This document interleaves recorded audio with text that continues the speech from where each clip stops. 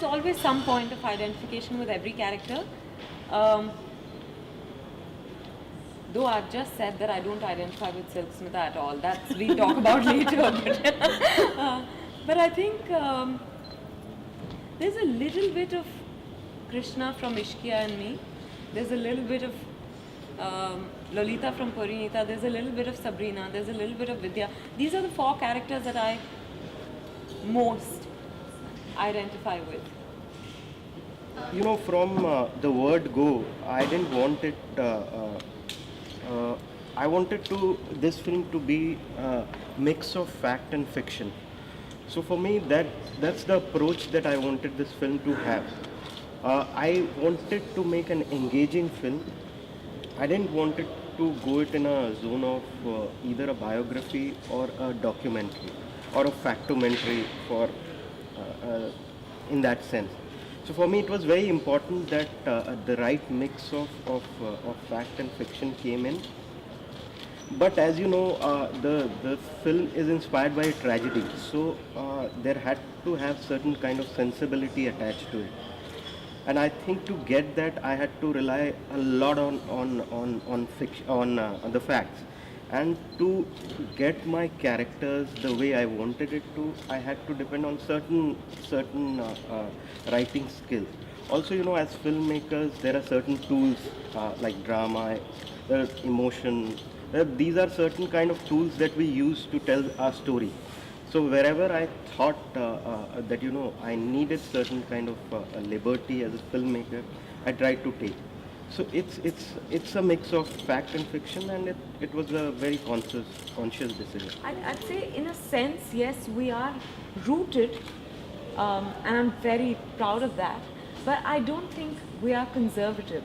I think we're in the head, you know, with especially all the education that comes with being Tamil Brahmin. I think we're quite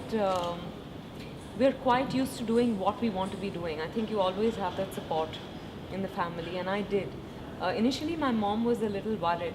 She said, if my father was alive, you know, I don't think he would have allowed you to be an actor. But when she started coming along with me, especially at that time, I wasn't yet doing films, I was doing television. She realized that it's not a bad place, you know. There are good and bad people all over the world. So it's not like all the bad people of the world are in the film industry.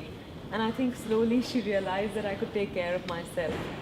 So they were okay. I've had all the support imaginable from them. I've been to Bondi during the shoot, and I actually identified the road, Oxford Street, and there was Max Brenner. Yeah. Have you been? Okay, that's the wrong thing for an actor to say, but what the hell, I did indulge. And I was asking them, I said, oh, is this where this is this where that is? You know, so not bad. My memory didn't fail me. Of course, I'm hoping to go back to Darling Harbour because we lived around there. And in between our shoots, you know, we'd spend a lot of time at Darling Harbour. Yeah. So I was also asking them about, there's a mall called Queen Victoria Building. Queen Victoria, yeah. Yeah. I remember the structures as being very, very pretty. Yeah. So lots of memories. We had a great time shooting here. You know, when I was developing East is East with Ayub, the writer, of course he was telling me the history and the stories of his entire family story. So I was hearing, you know, up unto the moment of his parents' death, I knew everything about this family's journey.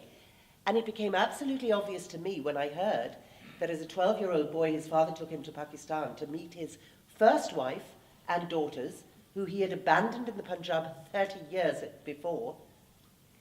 You know, you don't have to be particularly bright or have particular nous to think, oh my God, that's the sequel, that's another film, you know. So I always knew, in fact, I always felt there was a trilogy of films in this. But then to persuade Ayub to commit to writing that sequel, very difficult, because he was so lauded. East is East had come out, it won the BAFTA for Best British Film, it won something like 36 awards worldwide, it was hugely loved, it made an enormous amount of money, £10.6 million at the UK box office alone, which is like astounding. And then, you know, he thought, why should I rock the boat here? leave that film, it's so successful, let that kind of ring on. And he's been being offered every script going, and, he just thought, usually sequels are disappointing, aren't they? How many times do we go and see something X2, and think, well, it wasn't as good as X1? But I think the way we tackled it was, we care about the stories and the films. We're not cynical. This wasn't a cynical act of saying, oh, there was a very successful film, let's just, churn out another one. And so we wanted to make it with all of its integrity and organic quality intact. And absolutely hand on heart, that's what we did. I've never really harbored any great aspirations to be an actress, so to speak. I've always loved doing, television and doing my special appearances. But I think now that we've moved on to another phase in our lives of having to produce films, I think that is something which is new for us and very exciting. So yes, I do continue like doing the special appearances and making films and everything alike extra special. Well, you are. So Thank you. Thank you very much.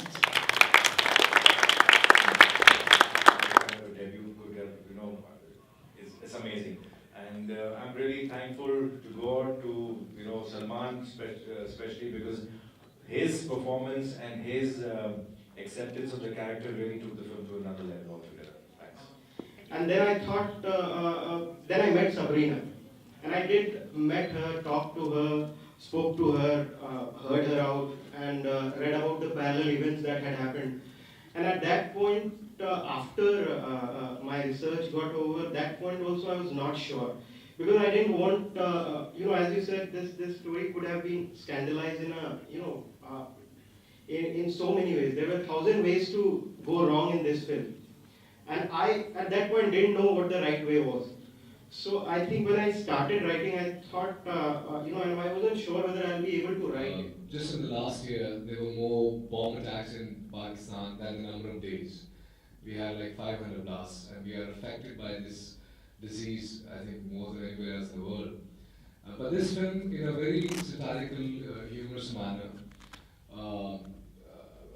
portrays things which are sensitive otherwise, but very intelligently. The director, Abhishek Sharma, has sent out, in a very entertaining manner, an undertone, sublime message also. Now, some people believe that films should have messages. Some say that they don't exactly need to have messages, and I personally feel that film is more of an entertainment driven industry. But if somehow it instigates or entices a little brainwave in us or touches our heart, then it's a success story. We believe that in some manner this film was able to do that. It's about a young Pakistani boy who was a journalist, and his dream, the big American dream, was to go to America one day. Now his visa keeps getting rejected because on his first flight to America, where he was perhaps the only Pakistani, 9/11 happens, and so he's rejected the visa, and this big Islamophobic wave goes on around the world. So he decides that he shall reach America by hook or by crook, and find this very interesting way of making his dream come true, which is that he gets an idea to make a fake Osama bin Laden tape. When he makes that tape and sells it to the media, and how the media reacts, and it will also show how media works actually nowadays in a way.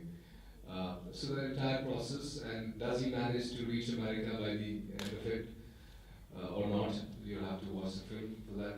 So basically this is the basic crux of the film. Therefore, I really dedicate this film to the spirit of the people of Afghanistan. I mean, I was very clear I wanted to shoot this film in Afghanistan because for me, the place was not just a location. It's almost a character in the film. This is a story that can take place only in Afghanistan. And I wanted to shoot it there. I wanted to work with Afghan actors. Every actor in this film has been cast according to the nationality of the character, which also makes it really special. So then that happened regarding a